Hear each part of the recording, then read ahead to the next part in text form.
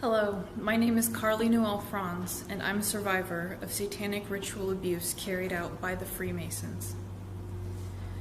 Everything that I'm about to tell you is 100% true and real, and I'm going to tell you everything that happened to me in chronological order. My parents got married in, I believe, 1989. I was born in 1990.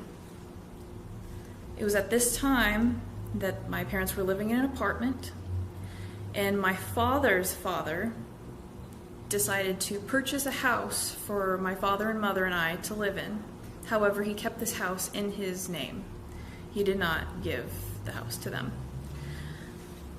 In 1992, my parents went through a divorce. My mother had main custody of me, and I would visit my father on the weekends. We would have dinner on Tuesday nights. It was in 1992 or 1993, while in my mother's custody at her house, that I was abducted by my father's relatives, which would be my grandmother, my grandfather, and my great uncle. I was taken from the house at night after I'd gone to bed, and I was taken to sort of a nondescript looking government building. When I was taken out of this van, I could feel the presence of the people who were familiar to me, my relatives, being left behind, like stopped at the door. And I was transferred into a stranger's arms and then taken inside of this building. Once inside of this building, I saw a red carpet. I want to call this the main hall of this kind of plain government building.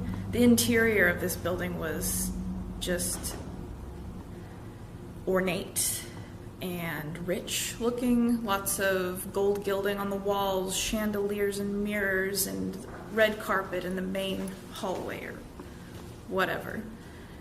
And in this hallway I only saw one woman, and she was dressed in a long black dress, long sleeves up to her neck, lots of jewelry, tons of makeup. She had short black hair and she looked old.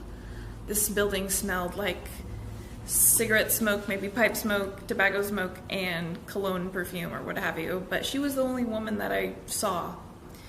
And it was mostly just old white men in their tuxedos and their aprons, which were blue and white with a bunch of gold embroidery, their necklaces with all of the regalia and medals, I guess. And from this main hallway, we went and took a left-hand turn into another hallway. And then on my right-hand side was a doorway leading into a long dining room. And in this dining room, there was blue carpet with gold stars, it looked like. And I was taken into this dining room, and at the very end of the table, this very long white tablecloth table, was sort of an altar with behind it on the wall a two-headed eagle and some sort of like sunburst of like rays behind it. And I was taken up to the front of the table, and in this dining room there had to have been maybe 100 to 150 of these Freemasons in their uniforms. And once I was taken to the front of the table, they stripped me naked, they held me down, and they placed things inside of me. And then the Freemasons got into two lines and took turns having their way with me. After that sexual abuse was over, the dining room appeared to be sort of cleared out. And then in came in a smaller group of men. However, they were dressed in these robes with hoods. One of them was wearing a goat skull or some sort of cattle skull on their head, and they brought in a little boy who was probably about my age. So I'm at the front of the table looking down the table. This little boy was off to the right-hand side about midway of the table, and they had him on a little altar. And this guy in this hooded robe was just kind of hovering over him like this and cutting him open and basically just torturing this little boy by cutting him, letting him bleed. And I was forced to watch. It was about this time too that I was being placed into some sort of animal carcass on the altar. And when the little boy was dead, and he stopped screaming, I looked and saw the guy who was cutting him open like this, like possibly he was eating the entrails or drinking the blood of this little boy. And when this little boy died, a demon was summoned, and it appeared to look like some sort of black mist that congregated in the center of the room, like right underneath the giant chandelier in the middle of the table. And at first I thought it was black smoke, but it was not smoke. I don't remember what it smelled like, but they were summoning some sort of satanic demon. And it basically just grew and grew and grew until the entire room was filled with this black mist darkness. From there, I woke up in another room, which was very dim and dark. It had black and white checkered floors, and there were children chained to the floor around me. I was chained to the floor, and there was a child who was chained up to my left-hand side, and I'm 100% certain this child was dead. While I was in this room, I could hear other children being tortured and screaming, and I tried to block it all out of my head while I was chained to the floor. I tried to hide in a compartment of my brain to just sort of block it out, like this can't be happening, this cannot be happening.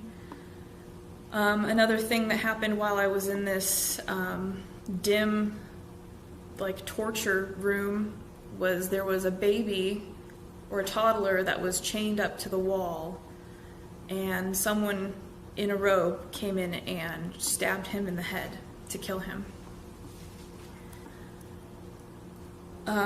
This is where my memory ends, and the next memory I have is being taken out of the building, and I was just trying to look around and see where I was, and it appeared that I was taken out of some sort of back door when I exited, when we were leaving the building. And then we got into another dark van, and I was taken back. The following nights after the abuse happened, I would lay in bed at night and just go over what happened to me over and over and over, and I was terrified because what I saw was human beings, or what appeared to be human beings, just murdering and torturing and raping children. And I knew that if I spoke out, that terrible things would happen to maybe not just myself, but all of my loved ones, my friends, my family, my mother, my father. And I felt that I couldn't talk to anyone about this, because why would a 2-year-old or a 3-year-old know about all of these things? Why would I have these memories, you know? I remembered speaking to my grandmother, who was one of my perpetrators, when I was a little girl, and this stuff was bothering me because I had never seen Freemason aprons or uniforms before, so I was kind of quizzing her down, like, can you show me what government uniforms look like from like every country?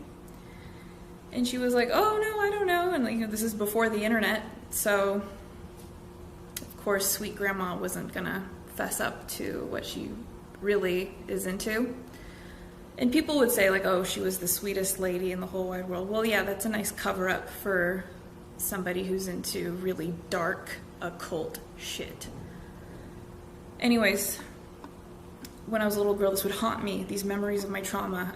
And I would try to just put them away just so I could get some sleep, just try to not think about it. And I had to in order to just sort of function. It was really sad. And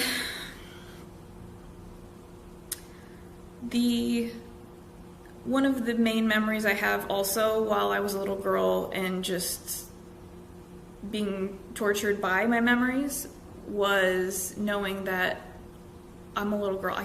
There's nothing I can do about this. Like, what can I do? But I knew when I was a little girl that when I was older, when I was an adult, I would remember, I would find out who my perpetrators were, and I would do everything that I possibly could to take them down. And as an adult, I know that because of the powers that be, that the Freemasons have infiltrated every church, every police department, every president that has ever been is part of this. For me making this video, you have to ask, what's the point? Why are you doing this? I want to wake people up. I want to encourage other survivors to speak out, because there's nothing to fear except fear itself. And if the Freemasons want to come at me, come at me. I'm waiting. I know that this video is going to get censored. It's probably going to get every Freemason troll on the internet to come by and downvote and report and you name it. So please, take this seriously, but this is my warning. Do not join Freemasonry. It is a disgusting, satanic cult. On August 9th of this year, I was doing research on the Illuminati, Freemasonry, what celebrities are Freemasons. And it was when I did this research, roughly 2 months ago, that I saw the uniforms again. And I had not seen the Freemasons' uniforms since I was 2 or 3 years old. All of my memories came flooding back to me. And I have to heal from this. I have to deal with it. And I think that I'm doing a pretty damn good job of holding myself together. And I don't feel that I'm a weaker person now, or that I'm a more afraid person now, because I know that God has a plan for me. And I'm going to speak the truth. So as a warning to all the Freemasons, the survivors are waking up. It's time. And I encourage the survivors of this abuse to come forward and please speak out. You might ask me another question, whereas how do you know that your relatives are in fact Freemasons? Well, 2 years ago, before I woke up, I was at my grandfather's house having lunch, and my great uncle was sitting across the table from me, and he mentioned to me that I'm a Freemason, all proudly, and I said, oh, that's nice, because I didn't really know, I didn't really care. I thought the Freemasons were just a dumbass fraternity of people who were Bible crazy. So there you go. I know who my perpetrators are. I know what Freemasonry is all about. And anyone who is in Freemasonry right now and wants out, I know that it's an uphill battle for you too. Because the people who are surrounding you will do whatever they can to silence you from ratting them out.